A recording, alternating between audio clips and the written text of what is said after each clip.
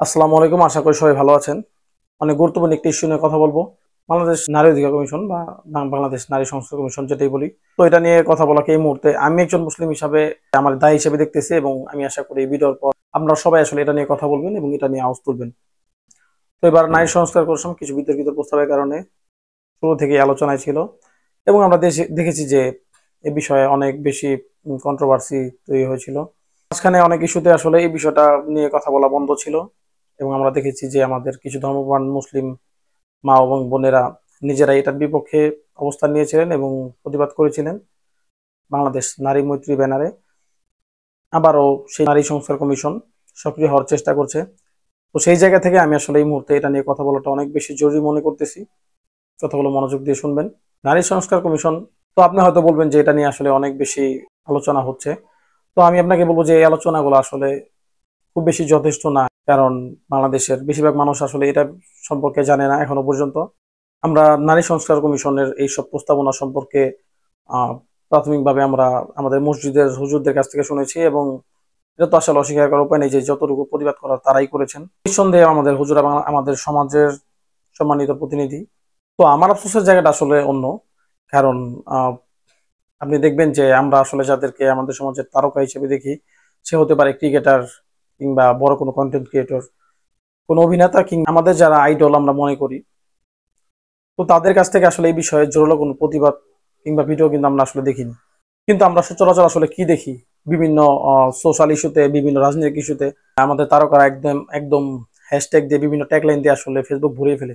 তো এই ক্ষেত্রে আসলে সেরকম আমরা লক্ষ্য করতে পারছি না। এর কারণ মানে এটা নিয়ে আসলে তাদের ভাবনাটা কি, তারা আসলে কি চিন্তা করছে যে এই বিষয়ে কথা বলে তারা আসলে নারী অডিয়েন্স হারিয়ে ফেলবে? তো আমি আসলে এটা মনে করি না, কারণ এটা নিয়ে কথা বলা মানেই আসলে মেয়েদের বিপক্ষে বলা, এরকমটা আমরা এই মনে করি না।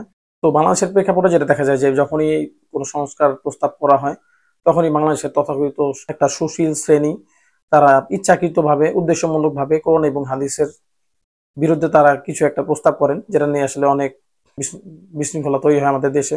তো এবারও তার ব্যতিক্রম ঘটেনি। আমরা জানি বাংলাদেশে বর্তমানে অন্তর্বর্তীকালীন সরকার ব্যবস্থা চলমান। তো এটাও জানি যে বাংলাদেশের অন্তর্বর্তীকালীন সরকারের বিভিন্ন সংস্কার কার্যক্রম চলমান রয়েছে। এরই ধারাবাহিকতায় তারা একটি সংস্কার প্রস্তাব দিয়েছে বাংলাদেশ নারী অধিকার বা কিংবা নারী সংস্কার বিষয়ে। তো বাংলাদেশ নারী সংস্কার কমিশন কিংবা নারী অধিকার কমিশন গঠন করা হয়েছে, এবং তাদের কিছু বিতর্কিত প্রস্তাবের কথা আমি আপনাদেরকে বলবো। প্রথমে আমি যারা দেখলাম যে বাংলাদেশ নারী সংস্কার কমিশনে যারা আছেন, অনেক বিশাল একটা লিস্ট। তারা প্রত্যেকেই অনেক বেশি উচ্চশিক্ষিত, তাদের শিক্ষাগত যোগ্যতা নিয়ে আসলে আমাদের কোনো মানে প্রশ্নের কোনো কারণ নেই, এবং তারা নারীদেরকে নিয়ে যে প্রস্তাবনাগুলো দিয়েছেন সেটার সংখ্যা আসলে প্রায় 300 থেকে 400 হবে।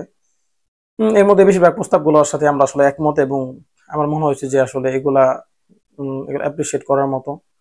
তো কিছু প্রস্তাব নিয়ে আসলে আমাদের যত অভিযোগ কিংবা আলোচনা যেটাই বলি, বাংলাদেশ নারী সংস্কার কমিশন এই প্রস্তাব করতে গিয়ে তারা বাংলাদেশের শুরু থেকে নারী সংস্কার কমিশনের যে প্রেক্ষাপট সেটা তুলে ধরেছেন, এবং নারী সংস্কার বিষয়ে যে প্রস্তাবগুলো সেটাকে তারা অনেকগুলো ভাগে ভাগ করেছেন। যেমন ধরেন কৃষি ক্ষেত্রে নারীদের অংশগ্রহণ, বনজ ক্ষেত্রে, মৎস্য ক্ষেত্রে, এইসব ক্ষেত্রে নারীদের অধিকার কিংবা নারীদের অংশগ্রহণ কতটা জরুরি, সেটা বিভিন্ন প্রস্তাব কিন্তু তারা এখানে করেছেন। এবং এত বেশি আসলে বিস্তারিত ভাবে বলতে গিয়ে তারা এটাকে অনেক বড় বানিয়ে ফেলছেন। আমার মনে হয় যে এটা আসলে আরো ছোট এবং সুন্দর হতে পারতো। এবং বারবার তারা পাহাড়ি মেয়েদের নিরাপত্তা এবং সুরক্ষার কথা বলতেছিল, যেটা পড়তে অনেক বেশি বিরক্ত লাগতেছিল। এবং আমার মনে হয় যে এটা বড় করতে গিয়ে আসলে তারা অনেক বেশি গুরুত্বপূর্ণ বিষয় মিস করে গেছে, আমার যেটা মনে হয়। সে যাই হোক, তাদের এসব প্রস্তাবনার সাথে আমরা আছি।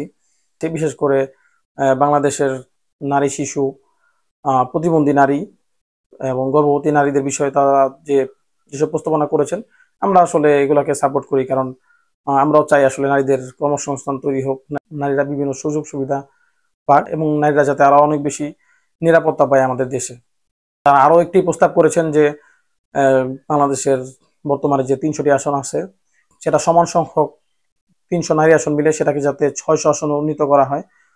আমি জানি না আসলে এটা আসলে বাংলাদেশের প্রেক্ষাপটে কতটা যৌক্তিক, এটা আপনারাই ভালো জানেন। কিন্তু আপনি লক্ষ্য করলে দেখতে পারবেন যে আমরা যারা প্রতিবাদ করেছি, আমরা আসলে এটা নিয়ে আসলে কোনো কথা বলিনি। আমরা শুধুমাত্র তাদের কিছু প্রস্তাব যেগুলো আমাদের ইসলাম ধর্মের বিপক্ষে, যে আমাদের কোরআন ও সুন্নাহর পরিপন্থী, সেসব বিষয়গুলো নিয়েই কিন্তু আমরা আসলে আপত্তিটা তুলেছি। এবং তারা এত বড় প্রায় 300 থেকে 400 প্রস্তাবের মধ্যে ইসলাম বিরোধী এই তিন চারটি প্রস্তাবনাগুলা এমন ভাবে মাঝখানে মাঝখানে দিয়েছে, যেটা আসলে আমাদের সাধারণ মানুষের পক্ষে লক্ষ্য করা বা ধরাটা আসলে কঠিন। তো তাদের বিতর্কিত প্রস্তাবগুলা কথা আমি যদি বলি, তো তাদের প্রথম প্রস্তাবনাটা হচ্ছে এরকম: বাংলাদেশের নারীরা যাতে তাদের বাবার সম্পত্তিতে তাদের ভাইদের সমান সম্পত্তি পায়, অর্থাৎ জমির ভাগ পায়। তো এটা নিয়ে আমি আসলে একটু বলতে চাই যে এই প্রস্তাবটি সম্পূর্ণ আমাদের ধর্মের পরিপন্থী। নারীরা যে ভাইদের চাইতে কম পায়, এই বিষয়ে আসলে আপনি ভালো খারাপ যুক্তিতর্ক দেখাতেই পারেন, কিন্তু আমি আপনাকে একটা কথা বলবো, ইসলাম এমন একটি জীবন বিধান যেখানে আসলে সংশোধন, পরিবর্তন কিংবা কর্তনের সুযোগ নেই বা সংযোজনের সুযোগ নেই। কারণ আমরা প্রত্যেকটা বিশ্বাসী মুসলমান এটা বিশ্বাস করি যে ইসলামের প্রত্যেকটা নিয়ম আসলে আমাদের ভালোর জন্য করা হয়েছে এবং এটাতেই আমাদের কল্যাণ এবং এটাই সর্বোত্তম। কারণ আল্লাহ তাআলার জ্ঞান আমাদের সবার চিন্তা চেতনা এবং কল্পনার অনেক বেশি ঊর্ধ্বে।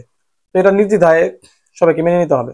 বাংলাদেশের প্রেক্ষাপটে আমরা যেটা জানি যে আমাদের দেশের মতো একটি দেশে ইসলামের এক একটা নিয়ম প্রতিষ্ঠা করা আসলে কতটা কঠিন। সেই জায়গায় যে নিয়মটা প্রতিষ্ঠা করা আছে, অর্থাৎ সম্পত্তিতে মেয়েদের যে অধিকার, এটা আমাদের ইসলামে যে নিয়ম এবং আমাদের দেশের সংবিধানে যে নিয়ম সেটা একই। অর্থাৎ এটা প্রতিষ্ঠিত আছে। এরকম প্রতিষ্ঠিত একটা নিয়মকে পরিবর্তন করার জন্য যারা প্রস্তাবনা করেছেন, তারা আসলে আমাদের দেশের শত্রু, আমাদের সমাজের শত্রু এবং আমাদের ইসলামের শত্রু। তো ইসলামের বাইরে গিয়ে আমি একজন স্বামী হিসাবে আমি চাই না যে আমার স্ত্রী তার বা পিতার সম্পত্তিতে ভাইদের সমান সম্পত্তি পায়, কিংবা আমি একজন ছেলে হিসাবে চাই না যে আমার মা আমার নানার সম্পত্তিতে পুরোপুরি সম্পত্তি পাক। এবং ইসলাম যদি এখানে আমার স্ত্রী বা আমার মাকে সম্পত্তি কোন রকম নাও দিত কিংবা এর চেয়ে বেশি দিত, তাতে আসলে আমাদের কিছু যায় আসতো না। কারণ ইসলাম যেটাকে বৈধতা দিয়েছে সেটাতে আসলে আমরা সন্তুষ্ট এবং এটাই আমরা মানি। বরং আমার কাছে মনে হচ্ছে যে বাংলাদেশের প্রেক্ষাপটে যেটা আমরা দেখি যে বোনের সম্পত্তি ঠিক মতো বুঝিয়ে দেওয়া হয় না, বোন যে যতটুকু পায় ততটুকুই সঠিকভাবে বুঝিয়ে দেওয়া হয় না।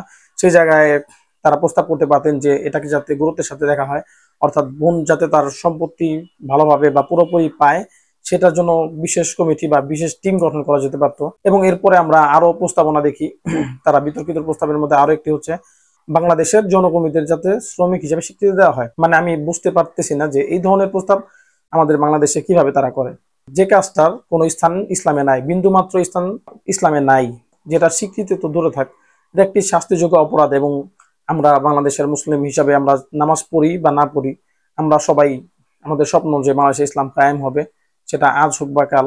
এবং যারা আমরা নামাজ না পড়ি, আমরাও চাই যে অদূর ভবিষ্যতে বাংলাদেশে এই পেশাটি বলতে কোনো পেশা থাকবে না। এবং এই পেশার পক্ষে যারা অবস্থান করে, তারা আসলে আমাদের সমাজটাকে কোন দিকে নিতে চায়, সেটা আসলে আমরা প্রত্যেকটা সুস্থ জ্ঞান সম্পন্ন মানুষ একটু চিন্তা করলেই বুঝতে পারি। এবং এটার কুফল আসলে বলে শেষ করা যাবে না। একজন সুস্থ মানুষ যে কোনো একটু চিন্তা করলে আসলে এটার কুফল সম্পর্কে জানতে পারে। তারা বৈবাহিক ধর্ষণ নামে একটি শব্দ আবিষ্কার করেছে, অর্থাৎ আহ স্ত্রীর অমতে ঘনিষ্ঠ হলে সেটাকে যাতে ধর্ষণ বলে স্বীকৃতি দেওয়া হয়, নাউজুবিল্লাহ। আচ্ছা, আমার এটা মাথায় আসে না যে বাংলাদেশের কোন স্ত্রী আসলে বিশেষ কারণ ছাড়া, বিশেষ সময় ছাড়া এটাতে অপরাগ থাকে, আমার জানা নেই। এমনকি আমাদের হুজুর সাল্লাল্লাহু আলাইহি ওয়াসাল্লাম বলেছেন যে যখন তোমাদের স্বামীরা তোমাদেরকে বিছানায় আহ্বান করে, তোমরা যে কোনো কাজ করা অবস্থায় সেটা ফেলে তারা যাতে তাদের স্বামীর কাছে আসে। অর্থাৎ আপনি রান্না বান্না যে কাজই করেন, সবকিছুর চাইতে কিন্তু স্বামীর আদেশটাকে গুরুত্ব দেওয়া হচ্ছে। যেখানে স্বামীর আদেশটাকে এত বেশি গুরুত্ব দেওয়া হচ্ছে, সেখানে এই ধরনের প্রস্তাবনা কিভাবে তারা করে আমার জানা নেই। তারা আরো একটি মতবাদ দিয়েছে যে শরীর আমার, সিদ্ধান্ত আমার, অর্থাৎ আমার শরীর আমি যাকে ইচ্ছা তাকে দিতে পারবো। তো আমি আপনাকে বলবো যে আপনাদের এই ধারণাটি সম্পূর্ণ ভুল। কারণ শরীরটা আসলে আমার না, শরীরটা আমার আল্লাহর দেওয়া আমানত, এবং এটার শুদ্ধ ব্যবহার করাই হচ্ছে আমাদের দায়িত্ব। এবং এর অপব্যবহার বা হারাম ব্যবহার কোনোভাবেই গ্রহণযোগ্য না, এবং এটার জন্য জবাবদিহিতা করতে হবে। তো শরীর আমার, সিদ্ধান্ত আমার, এই ধরনের মতবাদকে পুঁজি করে যারা আমাদের বাংলাদেশে বিশৃঙ্খলা তৈরি করার চেষ্টা করছেন, যারা আমাদের বাংলাদেশের সমাজ ব্যবস্থাকে ধ্বংস করে দেওয়ার চেষ্টা করছেন, তাদেরকে আমরা কোনোভাবেই বরদাস্ত করব না। আপনারা জানেন ছাত্র জনতার গণঅভ্যুত্থানের মধ্য দিয়ে আমাদের দেশে স্বৈরাচারের পতন হয়েছে, এবং এটা দীর্ঘদিনের আসলে ক্ষোভের এবং দীর্ঘদিনের বঞ্চনার ফল। এবং আমি বাংলাদেশের অন্তর্বর্তীকালীন সরকারকে জানিয়ে দিতে চাই, আমরা ধর্মের ব্যাপারে কিন্তু আরো অনেক বেশি সেন্সিটিভ। সুতরাং আপনি কোনো প্রাথমিক যাচাই বাছাই ছাড়া এই ধরনের প্রস্তাব এটি কিভাবে গ্রহণ করলেন, এর বাস্তবায়ন তো দূরে থাক, এটি কিভাবে গ্রহণ করলেন, এটাই আসলে আমাদের চিন্তার বিষয়। আমরা স্পষ্ট জানিয়ে দিতে চাই, এ ধরনের সমকামিতা, তারপর ট্রান্সজেন্ডার, এরপর বিভিন্ন ইসলাম বিরোধী ইস্যু, এগুলাকে পুঁজি করে যারা এই দেশে বিশৃঙ্খলা তৈরি করতে চায়, তাদের বিরুদ্ধে আমাদের অবস্থান লাউড অ্যান্ড ক্লিয়ার।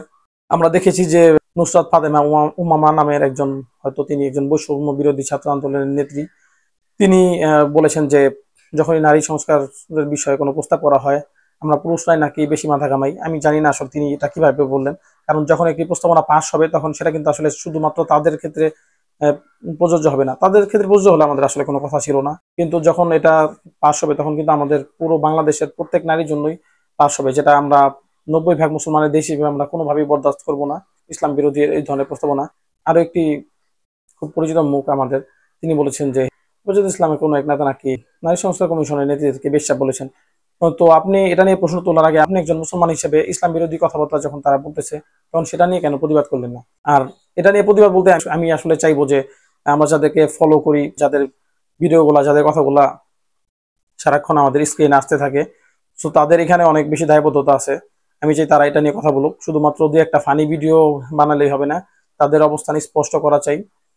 তো আমি চাই আপনার সবাই যার যার জায়গা থেকে আওয়াজ তুলুন। আমরা বাংলাদেশের ইতিহাসে আমরা জানি আমরা যখনই একতাবদ্ধ ছিলাম তখনই আমরা যে কোনো বড় বড় সমস্যাকে প্রতিহত করেছি। তেমনি ভাবে এই বিষয়ে আমরা যদি একতাবদ্ধ থাকি এবং সবাই মিলে আওয়াজ ওঠাই, আমার মনে হয় যে এই বিষয়টা বা এই প্রস্তাবনাটা খুব বেশি দিন আমাদের দেশে টিকবে না। ভিডিওটি ভালো লাগলে শেয়ার করবেন এবং আমি চাই যে সবাই এই বিষয়ে কথা বলেন, সবাই আওয়াজ তোলেন, সবার অবস্থানটা স্পষ্ট করেন, যাতে আমরা ইসলাম বিরোধী এরকম ষড়যন্ত্রের বিরুদ্ধে রুখে দাঁড়াতে পারি, এরকম পশ্চিমা সংস্কৃতির বিরুদ্ধে আমরা রুখে দাঁড়াতে পারি।